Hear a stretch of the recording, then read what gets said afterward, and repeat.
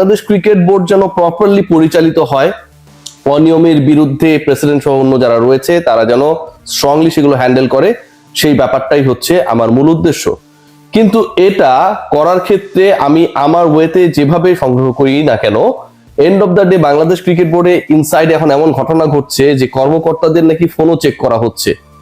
কয়েকজন কর্মকর্তা তাদের মোবাইল ফোন চেক করা হয়েছে এবং সেখানটায় মোটামুটি এটা নিশ্চিত হবার চেষ্টা করা হয়েছে they are connected with me or not. যাই হোক, সেটা ডিফারেন্ট ডিসকাশন, তবে সব খবর আমি পাই। যেই আলোচনা, যেই ট্যাগলাইনে এই ডিসকাশনটা করছি সেখানটায় রয়েছে যে বাংলাদেশ প্রিমিয়ার লিগ বিপিএল এর দ্বাদশ আসর থেকে একটা দল কমে যেতে পারে। 6 দলের বিপিএল আমরা সবাই জানি, এবং সেই 6 দলের বিপিএল থেকে একটা দল কমে গেলে থাকে 5 দল। ড্রাফট হওয়ার পরে, ক্রিকেটার সিলেক্টেড হওয়ার পরে যদি এরকম একটা সিচুয়েশন ক্রিয়েট হয়, এটা কোনোভাবেই কাঙ্ক্ষিত না। Bangladesh cricket board BPL governing কাউন্সিলের ভেতরে এই মুহূর্তে চরম অস্বস্তি, পার্টিকুলারলি একটা দলকে নিয়ে। এবং সেই দল যদি কমে যায়, আমি ডিটেল ডিসকাশনে আসছি, সেই দল যদি কমে যায় বা সেই দলকে যদি শেষ পর্যন্ত পার্টিসিপেট করতে না দেওয়া হয়, অথবা সেই দল যদি পার্টিসিপেশনের জন্য সক্ষম না হয়, সেই ক্ষেত্রে ওই পার্টিকুলার দলের হয়ে বিদেশি ক্রিকেটার হিসাব বাদ দিলাম, লোকাল ক্রিকেটার হিসেবে যাদের খেলার কথা এবং ড্রাফট থেকে যাদেরকে পিক করা হয়েছে তাদের ফিউচার কি হবে? বাংলাদেশ ক্রিকেট বোর্ড বিসিবি দে আর আন্ডার বিগ ট্রাবল। তারা কি করবে সেটা সমাধান পাওয়া যাচ্ছে না। দলটার নাম হচ্ছে চট্টগ্রাম রয়্যালস। রয়্যাল মানে রাজকীয় একটা ভাবসাবের নাম যেই দলটার, সেই দলের মালিকানার সাথে কারা রয়েছে আপনি যদি মাইক্রোস্কোপিক দৃষ্টিকোণ থেকেও খোঁজার চেষ্টা করেন, ডিজিএফআই, এসবি, ডিবি সবাইকেও লাগিয়ে দেন যে আসলে এরা কারা, এদের অর্থের উৎস কি। আমার কাছে মনে হয় যে বাংলাদেশের বিভিন্ন এলিট ফোর্সে যারা কাজ করেন তাদের জন্য এটা একটা অনেকটা ডিফিকাল্ট টাস্ক হয়ে যাবে যে আসলে চট্টগ্রামের অর্থের উৎসটা কি। সেই অর্থের উৎস নিয়ে যখন আলোচনা, সেই অর্থের উৎস নিয়ে যখন প্রশ্ন, ঠিক তখন চট্টগ্রাম রয়্যালসের নাকি দল পরিচালনার মতো অর্থ নাই, এরকম একটা কথা ফিসফাস বাইরে শোনা যাচ্ছে। কয়েকদিন আগে আমরা দেখেছিলাম যে আমাদের আতিফ আজম ভাইয়ের সাথে ইন্টারভিউতে চট্টগ্রামের কর্ণধার তিনি বলার চেষ্টা করেছেন যে তার যথেষ্ট অনিশ্চয়তা রয়েছে এই দলকে কেন্দ্র করে। বাংলাদেশ ক্রিকেট বোর্ডের এন্টি কারাপশন ইউনিট এবং একই সাথে বাংলাদেশ ক্রিকেট বোর্ড যেই সংস্থার এফিলিয়েশনে কাজ করে আইসিসি, তাদের যে এন্টি কারাপশন ডিপার্টমেন্ট, যতটুকু শোনা গেছে সবার রেড ফ্ল্যাগে রয়েছে ইম্পর্টেন্ট একজন ব্যক্তি, যিনি হচ্ছে প্রত্যেকটা আসরেই ওই আসরকে কলুষিত করার চেষ্টা করেন এবং এবার চট্টগ্রাম রয়্যালসের সাথে জড়িত। সেই লোকটার নাম হচ্ছে আমিন খান। আমিন খানের প্রসঙ্গ যখন করছি, ঠিক আমিন খানের ডিটেইলিংটা কতটা ভয়াবহ সেই আলোচনায় যাবার আগে নাইম শেখকে নিয়ে দুটা কথা একটু বলে নিতে চাই। 1,10,00,000 টাকায় এই নাইমের পেছনে চট্টগ্রাম রয়্যালস ছুটেছে। কিছুক্ষণ আগে আমি বলেছি যে এই দলের নাকি অর্থ সংক্রান্ত জটিলতা রয়েছে, সংকট রয়েছে।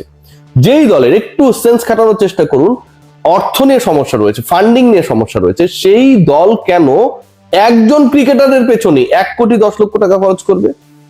নাসির হোসেন, সাব্বির রহমানরা দুজনই 46 লক্ষ টাকায় বিক্রি হয়ে গেছেন, 28 লক্ষ আর 18 লক্ষ। সেই জায়গায় এরকম নাসির সাব্বির আপনি আরো 5টা নিতে পারতেন, আপনি সেটা করেন নাই। আমি নাসির সাব্বিরকে নিতে বলছি, ব্যাপারটা এরকমটা না। চট্টগ্রাম রয়্যালস নাইম শেখের পেছনে খরচ করেছে 1,10,00,000 টাকা। আবার সেই দলই বলছে তার ফান্ড সংকট রয়েছে। যেই দলের অর্থ সংকট থাকে সেই দল বিপিএল নিলামে অন্য এত বড় বড় ফ্র্যাঞ্চাইজিস গুলোর সাথে কম্পিট করে 1,10,00,000 টাকা একটা ক্রিকেটার কিনে নিল। এটা কি আপনাদের কাছে স্বাভাবিক মনে হয়? টু মি, আমার কাছে মনে হয়, এটা ব্যক্তিগতভাবে আমার কাছে মনে হয় প্রত্যেকটা মানুষের তার ব্যক্তিগত থিঙ্কিং এর অধিকার রয়েছে যে এই নাইমকে নিয়ে যে বিডিংটা হয়েছিল এটাতেও কোনো 2 নম্বরই থাকতে পারবে। এবং এখানে সবচেয়ে ইন্টারেস্টিং পার্ট যেটা, এখন যে সিচুয়েশন দাঁড়িয়েছে, দলটা যখন গঠিত হয় তার পরবর্তী সময় আমরা দেখেছি শাক মেহেদী তিনি আসলে মানে বিরক্ত হয়ে অনেকটা স্ট্যাটাস প্রসব করেছিলেন ফেসবুকে, এবং সেটা খুব স্বাভাবিক। শাক মেহেদী তো বাংলাদেশের চ্যাম্পিয়ন ক্রিকেটারদের একজন, তিনি ডেফিনেটলি ভাববেন যে এমন একটা দলে তিনি খেলবেন যেই দলটা কম্পিট করবে বিপিএল এ। সেই দল যখন গঠিত হচ্ছিল না, ইন্টেনশনালি কিছু প্রশ্নবিদ্ধ ক্রিকেটারকে সুযোগ দেওয়া হচ্ছিল, তখন শাক মেহেদীর স্ট্যাটাসটা চলে আসে।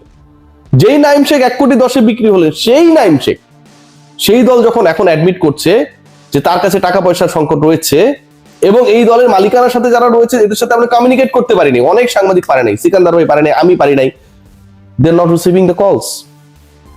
সেই দল নাইম শেখকে 10 লাখ টাকা দেবে তো? 1,10,00,000 হিজ প্রাইস।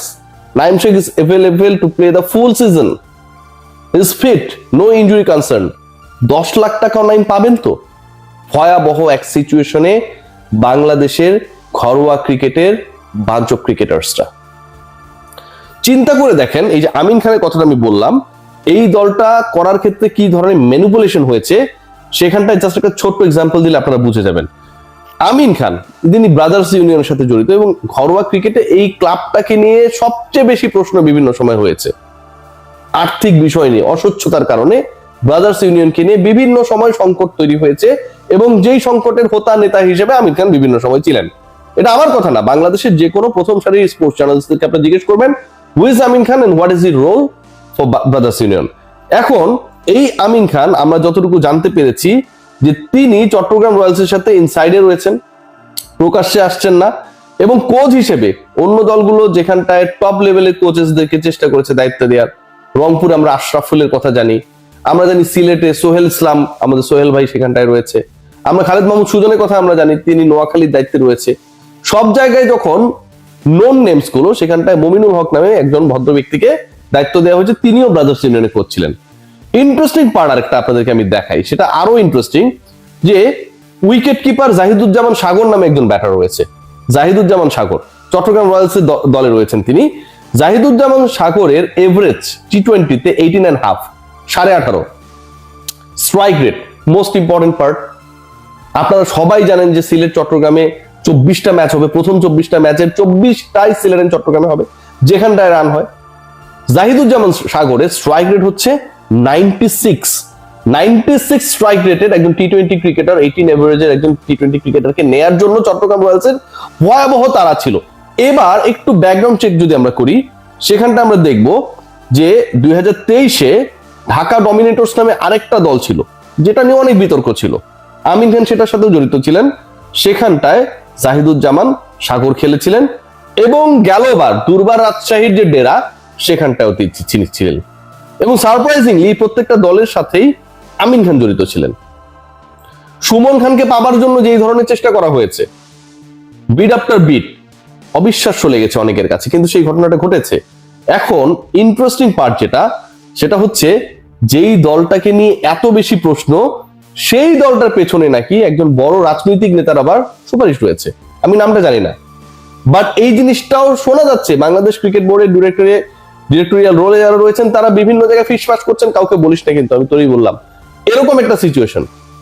এই যদি হয় অবস্থা, যেই দলের আর্থিক সঙ্গতি নেই, যেই দলের স্কোয়াড প্রশ্নবিদ্ধ, যেই দল সারপ্রাইজিং বিডিং করে জাহিদুজ্জামান সাগরকেও নেয়, আবার নাইম শেখকে নেয়, 1.10 কোটি পর্যন্ত তারা যায়, যেই দলের সাথে নন কেউ নেই কোচিং লেভেলে, যেই দলের দায়িত্ব ছেড়েছেন হাবিবুল বাশর সুমন, তিনি আর কন্টিনিউ করতে চান নাই, এই ফিশি সিচুয়েশনস গুলো হয়তো তিনিও উপলব্ধি করতে পেরেছেন, সেই দল বিপিএল থেকে বাদ পড়ে যেতে পারে। এবং সেটা যদি হয় তাহলে কি 5 দলের বিপিএল হবে?